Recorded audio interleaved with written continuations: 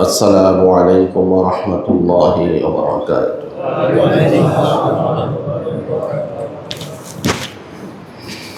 إن الحمد لله نحمده ونستعينه ونستغفره ونؤمن به ونتوكل عليه ونعوذ بالله من شرور أنفسنا ومن سيئات أعمالنا ونعوذ بالله من شرور أنفسنا ومن سيئات أعمالنا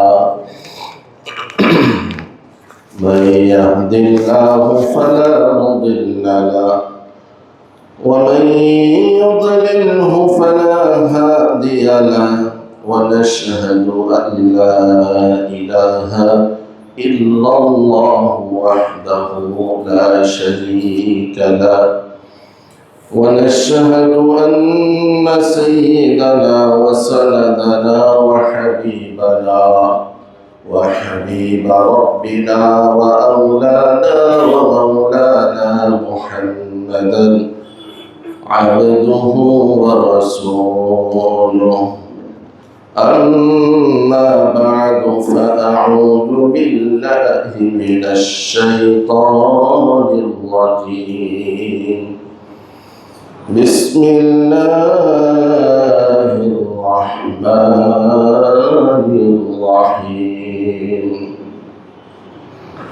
وتوبوا إلى الله جميعا أيها المؤمنون لعلكم تفلحون إن الله وملائكته يصلون على النبي يا أيها الذين آمنوا صلوا عليه وسلموا تسليما اللهم صل على محمد وعلى آل محمد كما صليت على إبراهيم وعلى آل إبراهيم إنك حميد مجيد اللهم بارك على محمد وعلى آل محمد كما باركت على إبراهيم وعلى آل إبراهيم إنك حميد مجيد سبحانك لا علم لنا إلا ما علمتنا إنك أنت العليم الحكيم جزى الله عنا محمدا بما هو أهله رب اشرح لي صدري ويسر لي أمري واحلل عقدة من لساني يفقه قولي আলহামদুলিল্লাহ উপস্থিত হযরত উলামায়ে কেরাম সম্মানিত মুসল্লিয়ানে কেরাম যুবক সমাজ তালিবুল ইলম ছাত্ররা উপরে অবস্থানরত আমাদের বোনেরা মহান রব্বুল আলামিনের নিকট আমরা শুকরগুজার হচ্ছি যিনি আমাদেরকে অত্যন্ত ভালোবেসে সাপ্তাহিক শ্রেষ্ঠ দিন শ্রেষ্ঠ দিবস সাইয়্যিদুল আইয়াম ইয়াউমুল জুমআহ জুমা দিবসে আল্লাহর ঘর বাইতুল্লাহর একটি অংশ যথাসময়ে সালাতুল জুমআ আদায়ের উদ্দেশ্যে খুতবাতুল জুমআ শ্রবণের উদ্দেশ্যে যিনি আমাদেরকে মনোনীত করেছেন বিভিন্ন ব্যস্ততা থেকে অবসর দিয়ে যিনি আমাদেরকে তার ঘর পর্যন্ত নিয়ে এসেছেন তার পবিত্র দরবারে সমস্বরে শুকরিয়া আদায় করি, বলি আলহামদুলিল্লাহ। সাথে সাথে সালাত এবং সালামের হাদিয়া প্রেরণ করছি সাইয়্যিদুল মুরসালিন রাহমাতুল লিল আলামিন নবিয়ুল আম্বিয়া ওয়াল মুরসালিন মুহাম্মাদুর রাসূলুল্লাহ সাল্লাল্লাহু আলাইহি ওয়াসাল্লামের উপর, এবং দোয়া করি, হে প্রভু, আপনি আপনার হাবিবকে জান্নাতের সর্বোচ্চ সম্মান দান করুন। সবাই বলি আমিন। সম্মানিত ভাইরা, আমরা একটি বৎসরের শুরুতে আমাদের ঈমানকে নবায়ন, তাজদীদুল ঈমান বিষয় নিয়ে আলোচনা শুরু করেছি। কি কি কারণে ঈমান ক্ষতিগ্রস্ত হয়, দুর্বল হয়, আবার কি কি আমলে ঈমান সবল হয়, শক্তিশালী হয়, এই নিয়ে গত 2 জুমায় আমরা আলোচনা শেষ করছি। এই ধারাবাহিকতায় আমাদের আলোচনার টপিক, আমাদের আলোচনার আরো বিভিন্ন অধ্যায় রয়ে গেছে। যেমন ঈমান, তার কয়টি আরকান, কয়টি রকম আছে, আবার নামাজ যেরকম ভঙ্গ হয়, ঈমানও ভেঙে যায়। নামাজ ভঙ্গের, ওযু ভঙ্গের যেমনি কারণ আছে, ঠিক ঈমান ভঙ্গেরও কিছু কারণ আছে। এই ঈমান ভঙ্গের কারণগুলো নিয়েও আমরা মাঝে মাঝে আলোচনা করব। সাথে সাথে সম্মানিত মুসল্লিয়ানে কেরাম, এই যে ঈমান যখন আমরা গ্রহণ করব, ঈমান যখন আমরা নিয়ে এসেছি, সবচাইতে গুরুত্বপূর্ণ একটি বিষয় হলো, সেটা হলো পবিত্রতা। পবিত্রতা, পরিষ্কার পরিচ্ছন্নতা। তো আজকে এই বিষয়টা নিয়ে আলোচনা করার কথা ছিল, কিন্তু সমসাময়িক বিষয় চলে আসছে। সেটা হলো, এখন মাহে রমাদানের পূর্ববর্তী মাস শাবান মাস প্রবেশ করেছে। তাই শাবান মাসে রাসূল সাল্লাল্লাহু আলাইহি ওয়াসাল্লামের কি আমল ছিল, হযরত সাহাবায়ে কেরাম কি আমল করতেন, এই বিষয়ে আলোচনা শেষ করে সময় পাইলে আমি পবিত্রতা বিষয়ে আবার আলোচনা শুরু করব। অন্যথায় পরবর্তী জুমায় এই বিষয়ে আলোচনা হবে। কারণ এই পবিত্রতা এত গুরুত্বপূর্ণ বিষয়।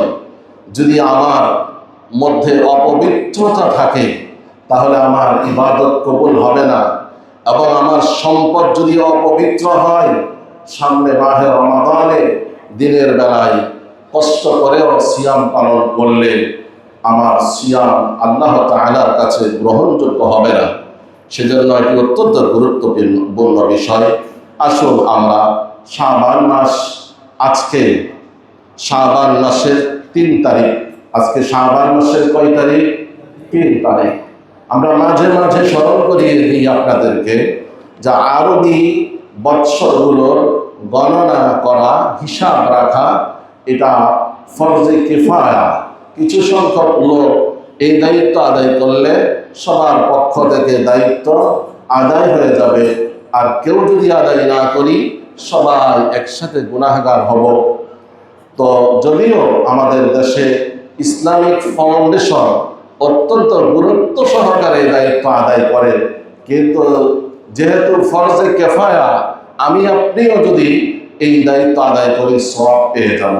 সম্মানিত ভাইরা, আজকে হলো শাবান মাসের 1447 হিজরির শাবান মাসের 3 তারিখ। আর বেশি দিন বাকি নেই, তারপরেই আসছে সেই কাঙ্ক্ষিত মাস, যেই মাসের জন্য আমাদের পূর্বসূরীগণ, আসলাফগণ প্রায় 6 মাস আগ থেকেই প্রস্তুতি নিতেন। সুবহানাল্লাহ। স্বয়ং নবী করিম সাল্লাল্লাহু আলাইহি ওয়াসাল্লাম তিনিও 2 মাস আগ থেকেই প্রস্তুতি গ্রহণ করতেন। আপনারা জানেন, রজব মাস যখন আসে, তখন আল্লাহ রাসূল একটি দোয়া পাঠ করতেন। শুআবুল ঈমান নামক হাদিসের অনেক বড় গ্রন্থ, 3813 নম্বর হাদিসে আল্লাহ রাসূল সাল্লাল্লাহু আলাইহি ওয়াসাল্লাম এইভাবে বলেছেন, আল্লাহুম্মা বারিক লানা ফি রজব ওয়া শাবান ওয়া বাল্লিগনা রমাদান।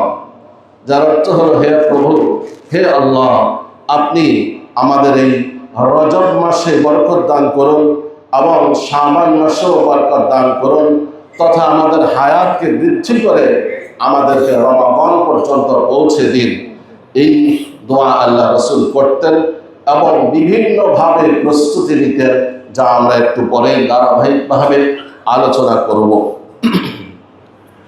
এখন আমরা খুবই সংক্ষেপে এই দোয়া পাঠ করতে পারি, আল্লাহুম্মা বারিক লানা ফি শাবান ওয়া বাল্লিগনা রমাদান। যেহেতু রজব অতিবাহিত হয়ে গেছে, সম্মানিত হাজিরিন, শাবান মাসের এত গুরুত্ব রাসূল সাল্লাল্লাহু আলাইহি ওয়াসাল্লাম কেন দিতেন? কারণ শুআবুল ঈমানের অপর একটি হাদিসে 3813 নম্বর হাদিসে আছে, রাসূল সাল্লাল্লাহু আলাইহি ওয়াসাল্লাম বলছেন, রমাদানু শাহরুল্লাহ ওয়া শাবানু শাহরি। রমাদানু শাহরুল্লাহ, রমাদান হলো আল্লাহর মাস আর শাবান হলো আমার মাস। কি অর্থ? অর্থাৎ এই মাসে আমি বেশি বেশি ইবাদত বন্দেগী করব। এই হিসেবে রাসূল শাবান মাসকে নিজের দিকে সম্বোধন করেছেন যে শাবানু শাহরি, শাবান হলো আমার ইবাদতের এবং রমজানের প্রস্তুতিমূলক মাস। সম্মানিত ভাইয়েরা, যেই কোনো জিনিস যত গুরুত্বপূর্ণ হয়, ওই জিনিসের প্রস্তুতিও তত গুরুত্ব সহকারে নেওয়া হয়। আমাদের ফাইনাল পরীক্ষাগুলো গুরুত্বপূর্ণ, সেজন্য ছাত্ররা, স্টুডেন্টেরা অনেক আগ থেকেই গুরুত্ব দেয়, প্রস্তুতি নিতে থাকে। তো মাহে রমাদান এত গুরুত্বপূর্ণ, তাই রাসূল সাল্লাল্লাহু আলাইহি ওয়াসাল্লাম 2 মাস আগ থেকেই প্রস্তুতি নিতেন। আর আমাদের পূর্বসূরি অর্থাৎ আসলাফগণ, সাহাবায়ে কেরাম, তাবেঈন, তাবেঈন, তারা কি করতেন? রমজান শেষ হওয়ার পরে বাকি 5 মাস শুধু কবুলিয়তের জন্য দোয়া করতেন, হে আল্লাহ, মাহে রমাদানে যে আমল আপনার তাও কৃপায়, আপনার দয়ায় যে আমল আমি করেছি, সে আমলগুলো আপনি মেহেরবানি করে কবুল করে নেন। আর পরবর্তী মাসগুলো রমজানের আসার আগ পর্যন্ত শুধুমাত্র রমজানের প্রস্তুতি নিতেন। কিভাবে প্রস্তুতি নিতেন সেই বিষয়গুলো আমরা বলছি। সম্মানিত ভাইয়েরা, আমরা 2 ভাবে প্রস্তুতি নিতে পারি। এক পদ্ধতি হলো ইবাদত, ইবাদতের মাধ্যমে প্রস্তুতি নিব। আরেকটি হলো বৈষয়িক বিভিন্ন বিষয়ে আমরা প্রস্তুতি নিব। আমরা প্রথমে ইবাদতের মাধ্যমে প্রস্তুতি নেওয়ার বিষয়টাই আপনাদের সামনে তুলে ধরছি। প্রথমত, এই যে রাসূল সাল্লাল্লাহু আলাইহি ওয়াসাল্লাম দোয়া করেছেন, এই দোয়ার মাধ্যমে প্রস্তুতি নেওয়া। কারণ দোয়ার দ্বারা আল্লাহ তাআলা কঠিন কাজকে সহজ করে দেন। দোয়ার মাধ্যমে আল্লাহ কি করেন? কঠিন কাজকে সহজ করে দেন। যারা হজ করেছেন, হজের কাজ বাস্তবিকভাবে অনেক কঠিন। এই জন্য আল্লাহ রাসূল হজের পূর্বে দোয়া করেছেন, হে আল্লাহ, আপনি হজের কার্যাবলী সহজ করে দেন। তাই আমাদের ভাইয়েরা, যাদের সিয়াম পালন করতে অসুবিধা হয়, কষ্ট হয়, ডায়াবেটিস আছে, সমস্যা আছে, আপনি যদি ওই সাহরির সময় যদি দোয়া করেন, হে প্রভু, আপনি আমার সিয়াম পালনটা সহজ করে দেন। আপনি যদি কায়েম অনুবাক্যে দোয়া করেন, ইখলাসের সাথে দোয়া করবেন, ইনশাআল্লাহ আপনার জন্য দেখবেন সিয়াম পালন করা অতি সহজ হয়ে যাবে। আপনি বুঝতেও পারবেন না, ক্ষুধাও লাগবে না, পানির পিপাসাও আসবে না। এইভাবেই পূর্ববর্তী উম্মতগণ, আমাদের আসলাফগণ কঠিন আমলগুলোকে দোয়ার মাধ্যমে সহজ করে নিতেন। তাই আমাদের উচিত ইবাদতের জন্য আল্লাহ তাআলার কাছে দোয়া করা, হে আল্লাহ, আপনি আমাকে সামর্থ্য দিন, আপনি আমাকে তৌফিক দিন, আপনি আমাকে আমলগুলো করার জন্য কবুল করুন, এইভাবে দোয়া করা। 2 নম্বরে আমরা তাওবা করতে পারি রব্বে কারীমের দরবারে। কারণ আমরা অনেক সময় গুনাহ করি, এই গুনার খবরও আমরা রাখি না। তো যদি কোনো মানুষ গুনাহ করে, তখন আল্লাহ তাআলার রহমত তার থেকে উঠে যায়। গুনার পরিমাণ হিসেবে এই গুনাহ বিভিন্ন আইটেমের গুনাহ হইতে পারে। এই গুনাহ কখনো শিরক হয়, এই গুনাহ কখনো বেদাত হয়, এই গুনাহ অন্যান্য বড় গুনাহ হতে পারে। ছোট গুনাহ হতে পারে। এজন্য মুমিন যখন তাওবা করবে তো আল্লাহ তাআলা ওই তাওবাকারী মুমিনকে নিষ্পাপ করে দেন। সুবহানাল্লাহ। সূরা নূরের 31 নম্বর আয়াতে আল্লাহ তাআলা কত সুন্দর করে তুলে ধরেছেন, ওয়াতুবু ইলাল্লাহি জামিআন আইয়ুহাল মুমিনুনা লাআল্লাকুম তুফলিহুন। আপনি যদি আল্লাহ তাআলার আয়াতের এই সেন্টেন্সের শব্দগুলোর দিকে লক্ষ্য করেন, কি বলছেন আল্লাহ? ওয়াতুবু ইলাল্লাহ, আল্লাহর কাছে তাওবা করো, জামিআন, সবাই একত্রিত হয়ে একসাথে, আইয়ুহাল মুমিনুন, হে মুমিনেরা। তাহলে তাওবা করা এটা মুমিনের কাজ, মুমিন করবে। তাহলে কি হবে? লাআল্লাকুম তুফলিহুন, তাহলে তোমরা সফল হয়ে যাবে। তাই মাহে রমাদানকে সামনে রেখে আমাদের বেশি বেশি তাওবা করতে হবে। তাহলে আল্লাহ তাআলা আমার গুনাহসমূহ যখন মাফ করে দিবেন, আমি তখন নিষ্পাপ হয়ে যাব। আর নিষ্পাপ ব্যক্তি দ্বারা ইবাদত বন্দেগী ইবাদত বন্দেগী করা অতি সহজ হয়ে যায়। সম্মানিত ভাইয়ারা, তারপরে আমরা 3 নম্বরের প্রস্তুতিমূলক কাজ মাহে রমাদানের পূর্বে করতে পারি, বেশি বেশি নফল সিয়াম পালন করতে পারি। বুখারী শরীফের 1969 নম্বর হাদিস হযরত আয়েশা রাদিয়াল্লাহু তাআলা আনহা থেকে বর্ণিত। তিনি বলেন, আমি কখনো রাসূলকে পুরো 1 মাস লাগাতার সিয়াম পালন করতে দেখিনি মাহে রমাদান ব্যতীত। অর্থাৎ রমাদান মাসে শুরু থেকে শেষ পর্যন্ত সিয়াম পালন করতেন। তারপরে রমজানের পরে সবচাইতে বেশি সিয়াম পালন করতে দেখিনি শাবান মাস ব্যতীত। অর্থাৎ শাবান মাসে রাসূল অনেক বেশি বেশি সিয়াম পালন করতেন। তাহলে শাবান মাসে বেশি বেশি সিয়াম পালন করা এটা রাসূলের সুন্নাত, এটা হযরত সাহাবায়ে কেরামের সুন্নাত। কেন বেশি সিয়াম পালন করতেন? প্রথমত মাহে রমাদানের প্রস্তুতিমূলক। হযরত যায়েদ ইবনে হারিসা রাদিয়াল্লাহু তাআলা আনহু রাসূলকে প্রশ্ন করেন, ইয়া রাসূলুল্লাহ, আপনি শাবান মাসে এত বেশি নফল সিয়াম পালন করেন কেন? রাসূলুল্লাহ সাল্লাল্লাহু আলাইহি ওয়াসাল্লাম উত্তর দেন যে এই শাবান মাসে প্রতিটি মুমিনের আমলকে বাৎসরিক হিসেবে, একটা বৎসরে যত আমল করেছে এই বাৎসরিক হিসাব আল্লাহ রাব্বুল আলামিনের কাছে পেশ করা হয়। বলেন সুবহানাল্লাহ। আপনারা জানেন আমাদের আমলগুলো দৈনিক আল্লাহ তাআলার কাছে পেশ করা হয়, সাপ্তাহিক পেশ করা হয় এবং বাৎসরিকও পেশ করা হয়। দৈনিক কিভাবে পেশ হয়?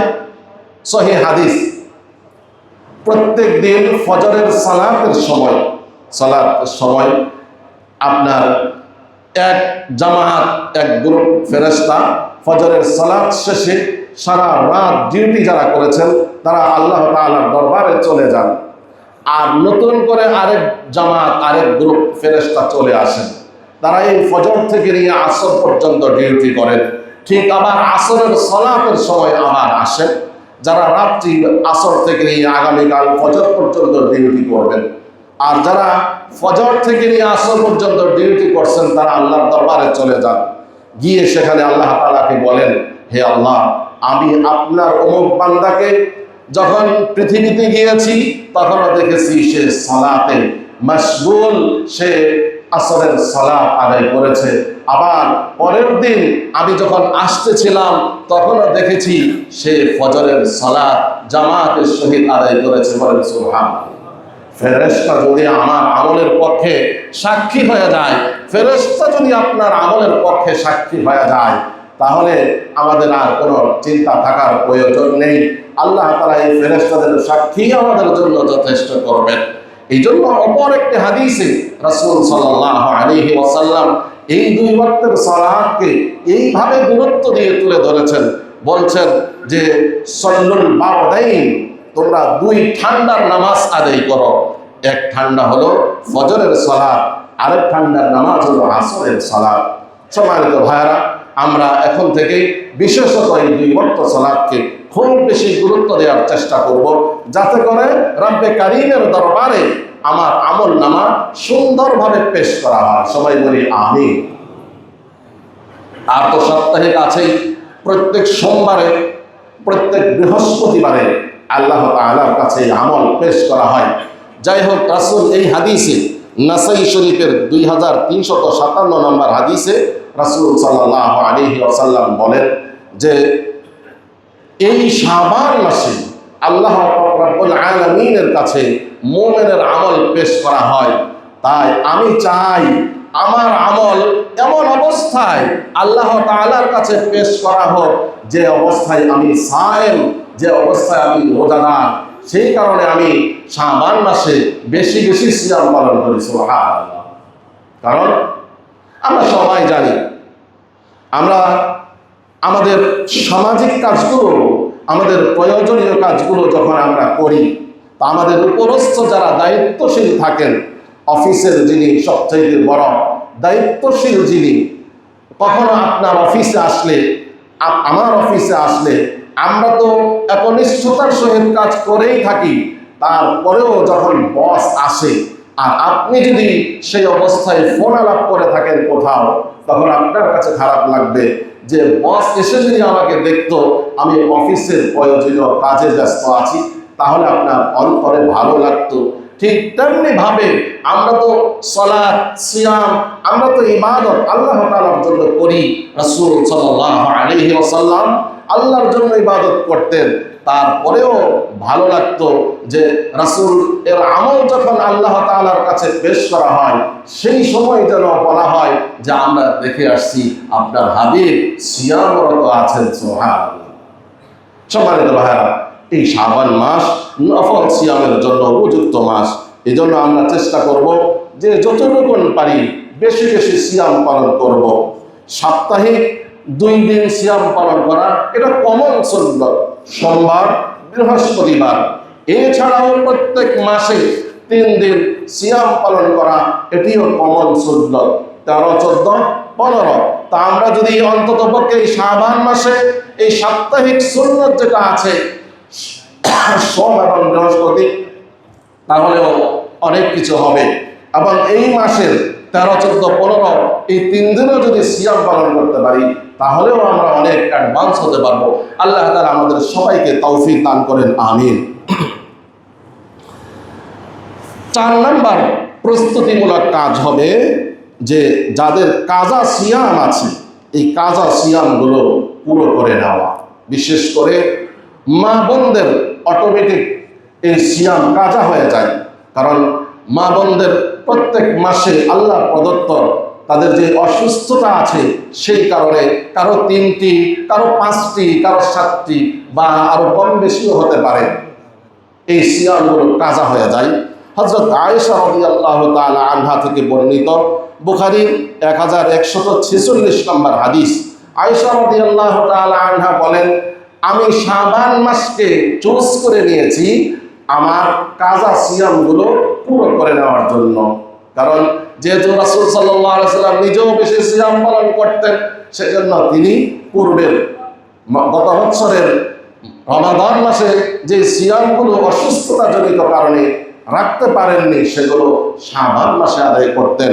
তাই আমরা যারা পুরুষ আছি, সফরজনিত কারণে কিংবা অসুস্থতার কারণে বা অন্য কোনো কারণে যদি কারো সিয়াম যদি আমরা রাখতে না পারি, তাহলে এই রমাদান আসার আগে আগে যেন আমরা এই সিয়ামগুলো পুরো করে নিতে পারি।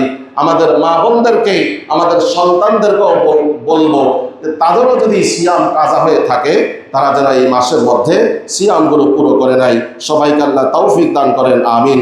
সম্মানিত ভাইয়েরা, আরেকটি পয়েন্ট হলো রোজা রাখার ব্যাপারে সতর্ক হওয়া। অর্থাৎ কি, এই মাসে সিয়াম পালন করতে করতে করতে একেবারে এই মাসের 29 তারিখ 30 তারিখ পর্যন্ত সিয়াম পালন না করা, বরং রাসূলের সুন্নত হলো শেষ দিকে কমপক্ষে 1-2 দিন বিরতি দেওয়া। কারণ শেষের দিনকে ইয়াউমুশ শাক বলা হয়, সন্দেহের দিন। সেই দিন কি চাঁদ উঠছে কি উঠে নাই, বর্তমান প্রযুক্তির এই সময়ে আলহামদুলিল্লাহ সন্দেহ থাকে না। তারপরেও শেষের দিকে সিয়াম পালন না করা। সম্মানিত ভাইয়েরা, এই শাবান মাসের আমলের মধ্যে আরেকটি পয়েন্ট হলো বেশি বেশি দান সাদাকা করা। যেমন হযরত সাহাবায়ে কেরাম তারা এই শাবান মাসের মধ্যেই যাকাত আদায় করে দিতেন। দেখেন আমাদের ভাইরা, আমরা কিভাবে আমল করি আর সাহাবায়ে কেরাম কিভাবে আমল করছেন। আমরা তো আমল করি যে রমজান মাস আসলে 1/70 এই আশায় রমজান মাসে যাকাত প্রদান করে থাকি। হযরত সাহাবায়ে কেরাম তারা রমজানের আগে আগে শাবানের মধ্যেই যাকাত আদায় করে দিতেন। কেন? যাতে করে যাকাত পেয়ে যারা যাকাতের উপযুক্ত তারা যেন এই সিয়াম পালন করার প্রতি সক্ষম হয়। এই জন্য রমজানের আগে আগেই তারা যাকাত প্রদান করতেন এবং খুব বেশি বেশি তেলাওয়াত করতেন হযরত সাহাবায়ে কেরাম।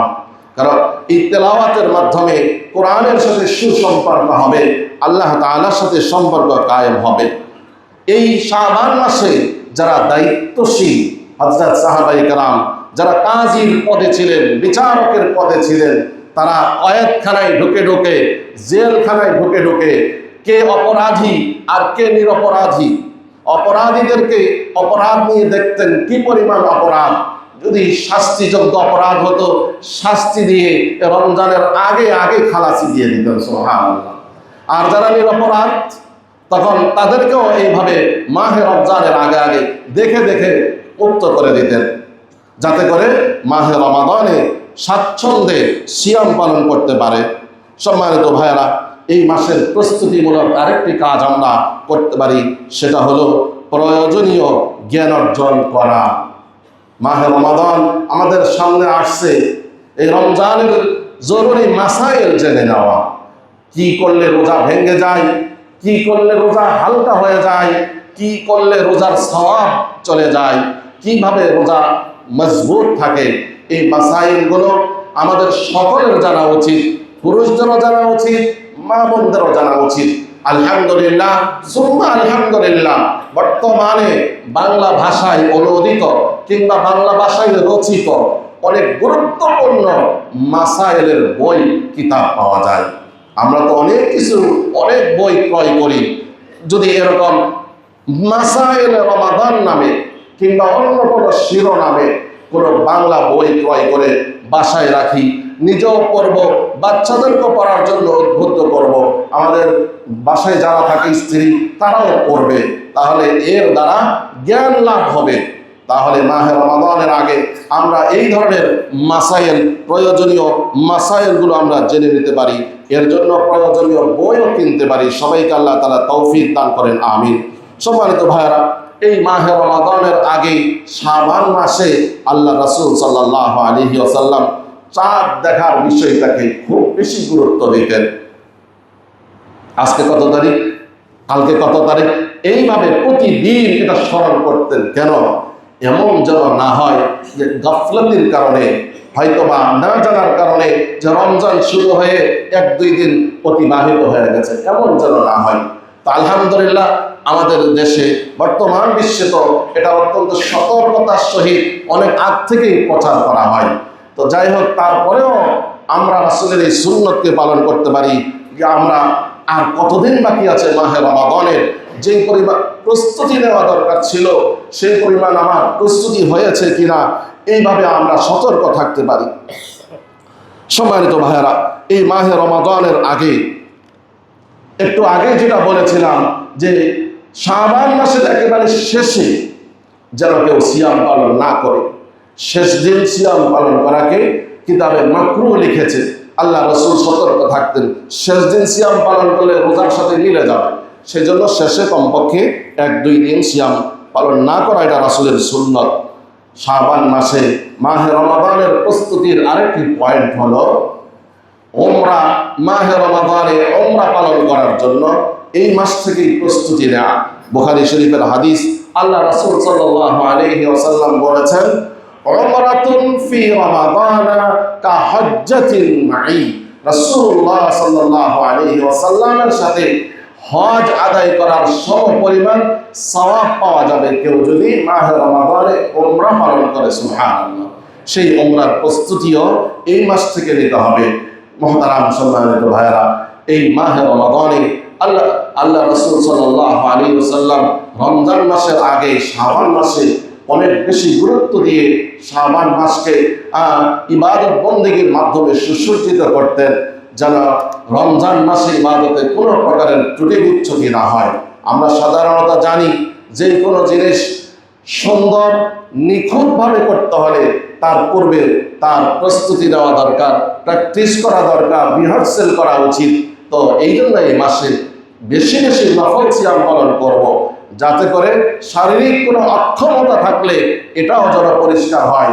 ডাক্তারদের সাথে যোগাযোগ করে যেন আমরা চিকিৎসা দিয়ে সুস্থ হয়ে মাহে রমাদানের জন্য পুরা প্রস্তুত থাকতে পারি, সেজন্য আমাদের প্রত্যেকেরই সতর্ক থাকতে হবে।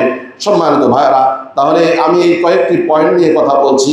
এক নাম্বার হলো যে মাহে রমাদানের পূর্বে দোয়া করা, বেশি বেশি দোয়া করব। 2 নাম্বার তাওবা করা। 3 নাম্বার বেশি বেশি নফল সিয়াম পালন করা। 4 নাম্বার যাদের সিয়াম কাজা হয়ে গেছে সেগুলো আদায় করে নেওয়া।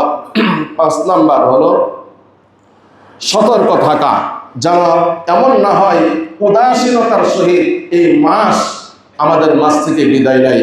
যেমন রাসূলুল্লাহ সাল্লাল্লাহু আলাইহি ওয়াসাল্লাম বলেছেন যে, হে সাহাবীরা শোনো, রজব এবং রমাদানের মাসে, রজব এবং রমাদানের মাঝে একটি মাস এমন আসে যেই মাসে ম্যাক্সিমাম মানুষ উদাসীন থাকে, মনে করে রমজান আসবে ইবাদত বন্দি তখন করব, এই জন্য এই মাসকে অবহেলায় কাটিয়ে দেয়। রাসূল বলেন এমন যেন না হয় যে রমজান শাবান মাসকে তোমরা উদাসীনতার সহিত কাটিয়ে দিবে, এরকম যেন না হয়। বেশি বেশি দান খয়রাত, বেশি বেশি যাকাত, তেলাওয়াত এবং প্রয়োজনীয় মাসাইল শিখে আমরা প্রত্যেকে প্রস্তুতি গ্রহণ করব। তো সব প্রস্তুতির পূর্বে আমার আলোচনার শুরুতে যে কথাটি বলেছিলাম, পরিষ্কার পরিচ্ছন্নতা, পাক পবিত্রতা, এটা খুবই গুরুত্বপূর্ণ বিষয়। এই পবিত্রতা এটা এমন একটি জিনিস, পবিত্রতার ব্যাপারে কুরআনুল কারীমের সূরা তাওবায় আল্লাহ তাআলা এমন ভাবে বলেছেন, ইন্নামাল মুশরিকুনা নাজাস, মুশরিকরা এরা নাপাক। তার অর্থ হলো যারা মুমিন তারা পাক। এখন কোন মুমিনের মধ্যে যদি শিরক থাকে তাহলে কি হবে? মুশরিকদের যে অবস্থা নাজাস, ওই মুমিনেরও একই অবস্থা হবে। মুশরিকদের ব্যাপারে বলা হয়েছে ফালা ইয়াকুরুল মাসজিদাল হারাম, মুশরিক যারা তারা নাপাক হওয়ার কারণে তারা যেন মসজিদে হারামকে প্রবেশ না করে। সৌদি আরবে লেখা আছে যারা নন মুসলিম তাদের এই মক্কা নগরীতে এই হারামে প্রবেশ করা নিষিদ্ধ। কেন? কারণ তারা নাপাক। সম্মানিত ভাইরা, আল্লাহ তাআলা আমাদেরকে ঈমানের কারণে, ইসলামের কারণে পবিত্র করেছেন। অতএব এই পবিত্রতা রক্ষা করতে হবে। অনেক সময় এই পবিত্রতা জাহিরি পবিত্রতাকে মিন করে, অজু, গোসল ইত্যাদির মাধ্যমে আমরা পবিত্র হতে পারি।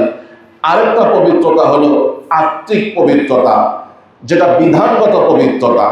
আমি যত অজু এবং গোসল করে পবিত্র হই, কিন্তু আমার পানাহার যদি হয় অপবিত্র, তাহলেও আমার শরীর অপবিত্র থাকবে। এজন্য মুসলিম শরীফের সহিহ হাদিস রাসূল বলেন, বহু মানুষ এমন আছে মুসাফির অবস্থায় যাদের দোয়া কবুল হয়, অথচ তারা হাত উঁচু করে করে ইয়া আল্লাহ, ইয়া রব, ইয়া রব বলে দোয়া করে, অথচ তাদের দোয়া আসমান পর্যন্ত পৌঁছায় না। কারণ কি? কারণ তার মাশরাবুহু ওয়া মাকালুহু হারামুন, তার পানাহার হারাম।